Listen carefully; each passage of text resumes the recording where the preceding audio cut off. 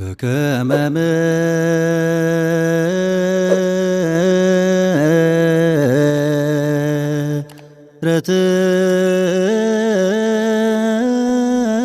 ምሕረትከ እንደውም አመንታ ወራ መነዳ በተንቶንታን ረጅቃን እስከ ሰይጣናዊ Subscribe to my channel አንገ አመንታ and also press this bell icon.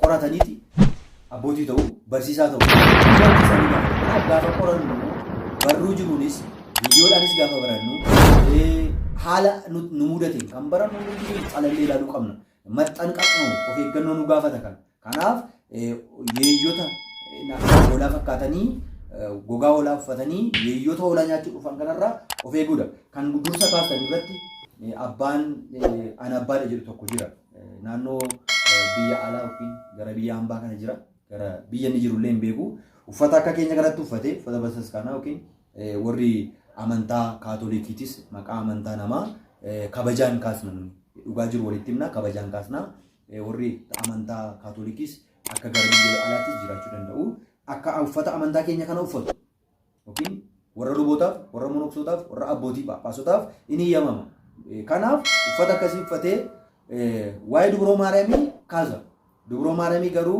barsiisa mana amantaa ortodoksiitiin faallaa barsiisa. Waa'ee Sillaasee yookiin Waaqayyo Abbaa Ilmaa Afur Qulqulluu doogimaaf qanoonaa jiruun faallaa barsiisa garuu barsiisa. Waa'ee Xoomii akka kana waa'ee barsiisa amantaa keenya hundumaa faallaa kana barsiisu. Akkuma kana kan biraa yeroo biraa carraa kana kan inni himuu barbaade viidiyoo namoota onlaayinii irratti namoota keenya amantoota keenya yookiin warra amantaatiin alaran dhugaa amantaa ortodoksii itti bitaacheessaa jiran kana viidiyoo isaanii wal biratti finne deebii irratti laachaan deemna.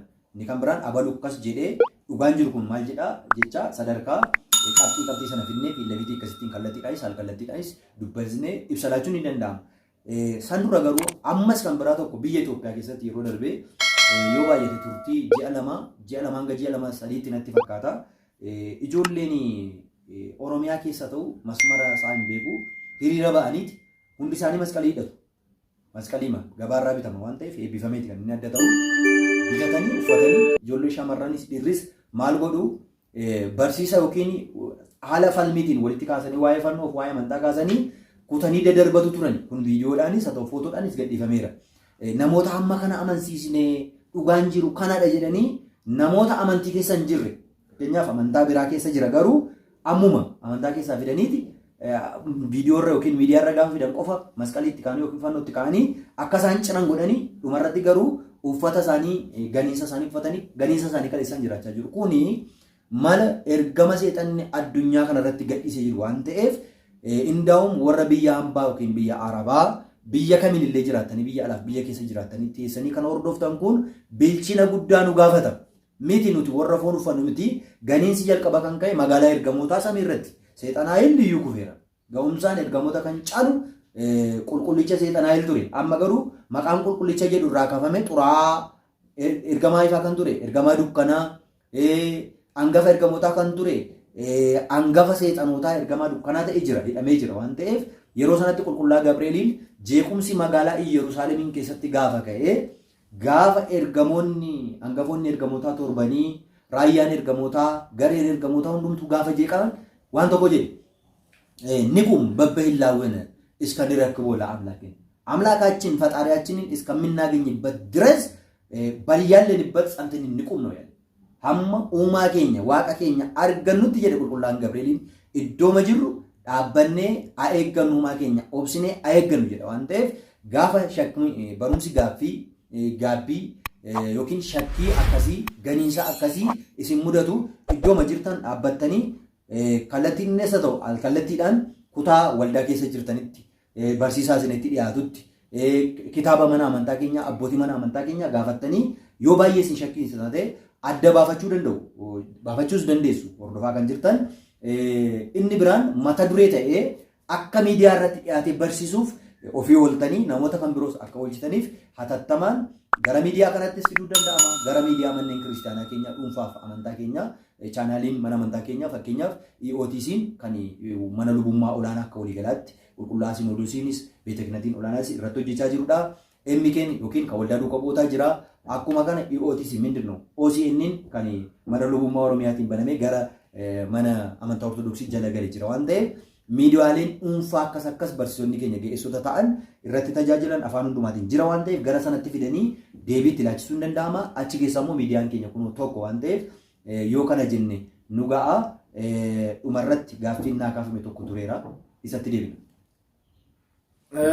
Guddaa galatoomaa barsiisaa keenya dhugumatti yaada gaariidha kan isaan nu kaasanii keessumaa dhimma fannoo ofirraatii kutaa darbachuu kanarratti diraamaatu hojjetamaa jira keessumaati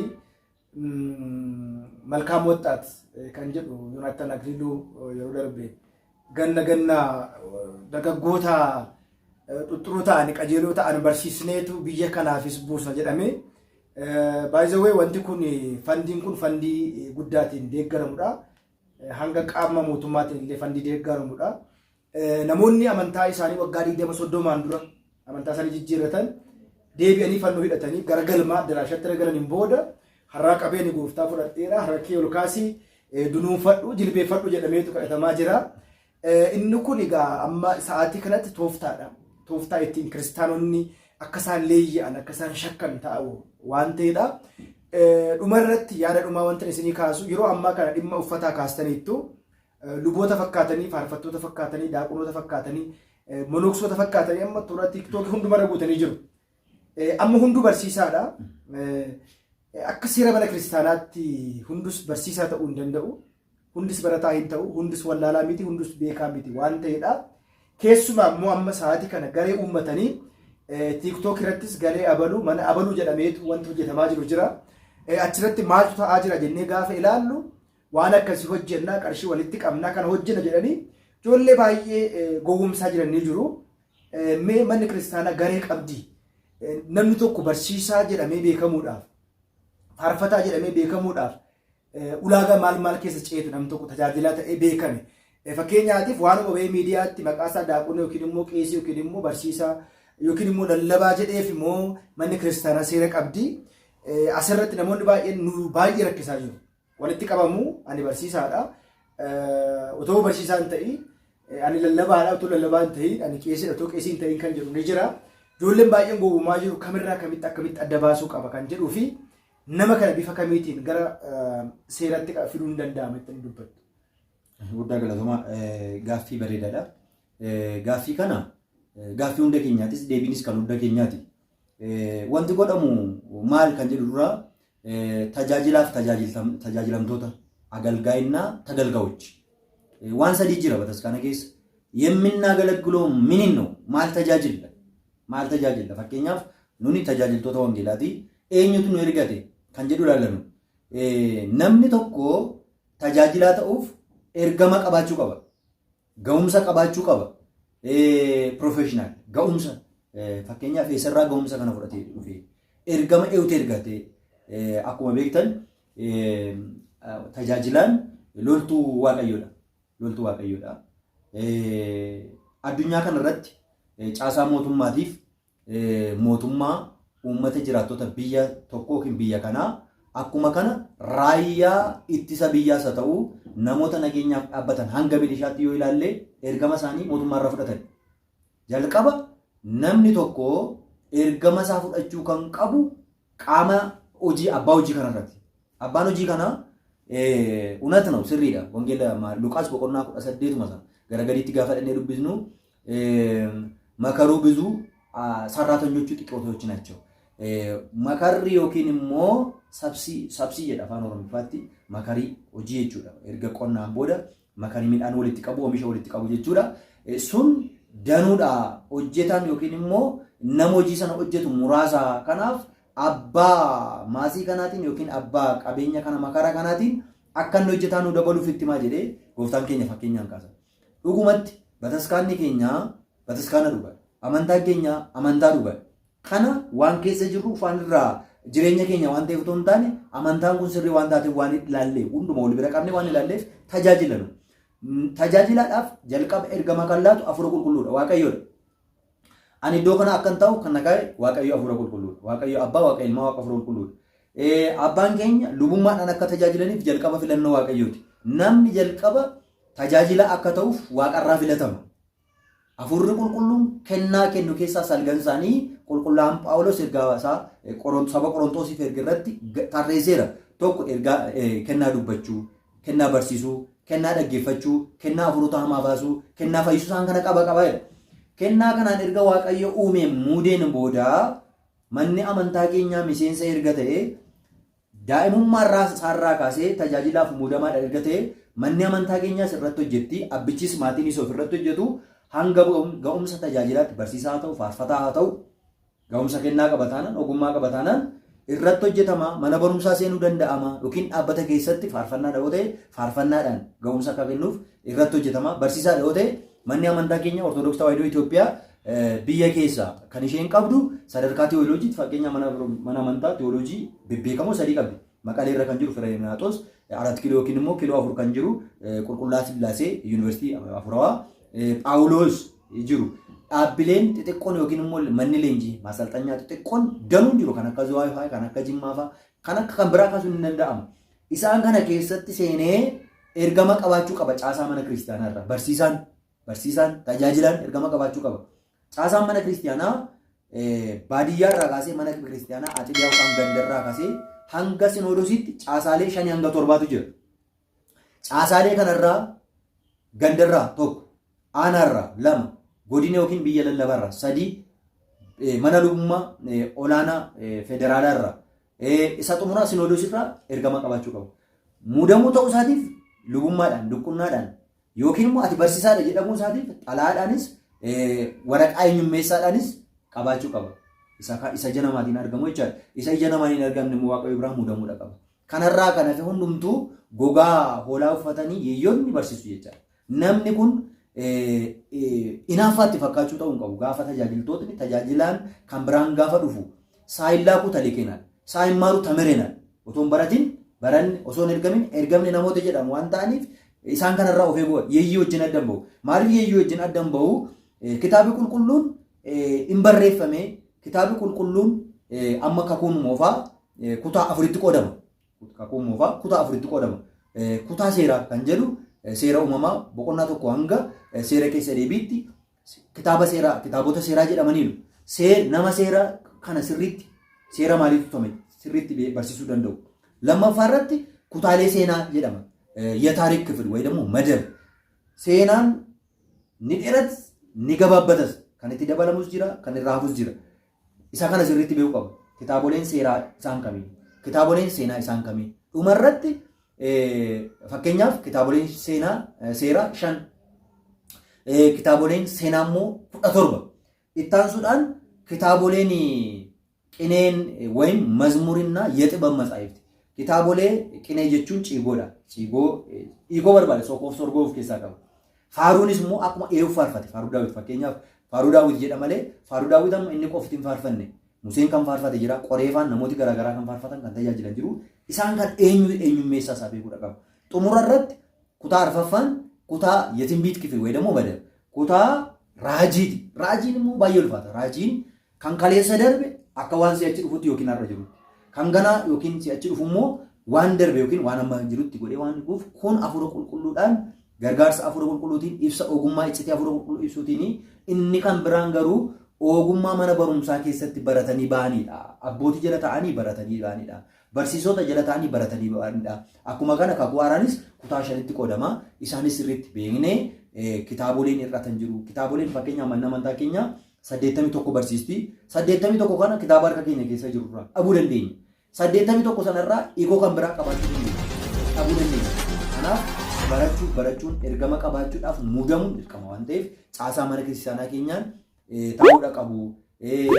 Kana gara barsiisotaatti jira hima yookiin tajaajiltootaatti faarfattootni isa kana. Fakkeenyaaf namni tokko ani Waaqayyoon galatu faarfannaas kan namootaan faarfannaa hamma hafuurri qulqulluun nuuf ibses isinis hin faarfattu nus hin faarfannaa.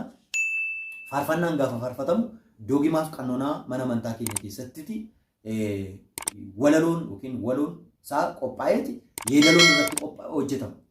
Yeedaloo kana yeedaloo qulqullaa yaadee dennan maaliif gara sanatti sassaabnee qulqullaan yaadee hafuura qulqulluudhaan gara samii sadaffaa yookiin gara oliitti fudhatameetu barate isarraa kaaseeti muuziqaan biyya Itoophiyaaf addunyaa kanarra qulqullaa yaadee irraa keessumaa kan Itoophiyaa qulqullaa yaadee irraa kaase kan mana kiristaanaa miti sana keessatti daangeffamuudha qaba. Kanan ta'u taanaan barsiisaanis faaruudhaanis akka dogorgorre akka gara biraatti hin deemne. Isa kanaafi gaafa faaruu qopheessan ta'umsa isaas waaqayyo godhachuudha.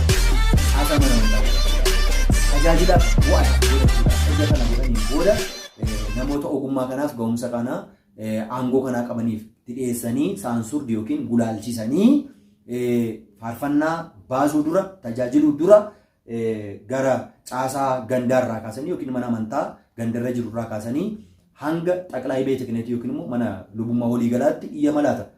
Kun hunda keenyaaf gaariidha. Tokkoffaa amantooti keenya dogoggoran. Faaruu sana keessa dogoggorri yoo jiraate makfameeti jechi ganiinsaa jiraachuu danda'a. Qulqullaa'anii fidalli ni ajjeesas qubeen ni fayyisas ni ajjeesas waan ta'eef dogoggorri ba'uu qabu ba'ee kan dabalamuu qabu qabeeti kan fooyyeetu hin gargaara hin mormu dhaabbatii yookiin immoo caasaan mana amantaa keenya hin godhu hin mormu. Akkuma kana tajaajiltootni faarfataa kana yookiin barsiisaa kana dura jiran tajaajila kana jiran hin morman hin jajjabeessu. Ogummaa isaanii sheer godhuufiif baay'ee bu'aa qaba namicha kanaaf yookiin tajaajila kanaaf. Kanaaf bifa kanaan yoo ta'e gaariidha waan ta'eef akkuma walii galaatti kanaan ala yoo godhame dogoggora qaba. Isaafis amantoota keenya hunda keenyaafis ajjeesuudha duudhaa ibsaa dhaamsuudha. Garuu caasaa keessa seera keessa darbuu qabu piroosesii keessa darbuu qaba taanaan ergamisaa waaqayyoo irraaf caasaa mana kiristaanaa keenya irraa taanaan bu'aansaa tajaajilichaaf tajaajilamtoota amantoota keenyaafis mana kiristaanaa keenyaafis bu'aa guddaa qaba bu'aa fooniif lubbuu qaba waan ta'eef gara kanatti sassaabamuu qaban jedha galatooma. Ishee guddaa galatooma dhugumatti yaada silaa ka'uu qabu baay'ee nu kaastanii yaa walumaa galanis wanta dabalu namni tokko tajaajilaadha gaafa jedhamu akkuma isin jettani qulqulluu Sinodoos irraa biyya lallaba jirurraatii fi aanarra jirurraatii xalaa qabachuu qaba. Inni biraan immoo mana barumsaa irraa bara sanarraatii sartifikeetiin baratti sana agarsiisuu qaba. Warreen amma akka waldaattis akka tiiktookittis garee uumanii hin barsiisna jedhan kun ijoollee fudhatanii akka hin banneef maaliif achi keessatti namni kun dhuguma tajaajila mana kiristaanaati immoo tajaajila miti. Abbumti deeme karaa deeme garee dhumate dhaabee mana kiristaanaa keessatti maqaa mana kiristaanaatiin qarshii kuufachuu beenyaa dhuunfaa isaa walitti fudhachuu wanta hin qabneedhaaf ergaa gaariidha kan isin kaastanii hordoftoonni keenyas kana beekuu qabu. Egaa guyyaa har'aa qophii keessummaa qabannee isinii dhufne abbaa keenya hanga ammaatti barnoota gorsa abbummaa nuu kennaa turanidha. Baay'ee kan namatti tolu akka fedhaa fi jaalala waaqayyootti guyyaa biraa kutaa biraatiinis barumsa biraatiinis walagarraa dhumarratti garuu abbaan keenya guyyaa har'aa kana keessummaa kabajaa ta'anii doogimaatu biratti kan dhiyaatanii chaanaalii guddaa mana kiristaanaa keenya ሃይማኖት አቦ yookiin immoo amantaa abboolii jedhu chaanaalii haaraa eegalanii jiru. Miseensi hordoftoonni chaanaalii keenya chaanaalii isaanii jala seentanii akkuma beekamu liinkii isaa description box jala isinii kenninaati isinii keenyaati sabiskiraabii sheeriif laayikii gootanii abbaa keenya cira akka dhaabattan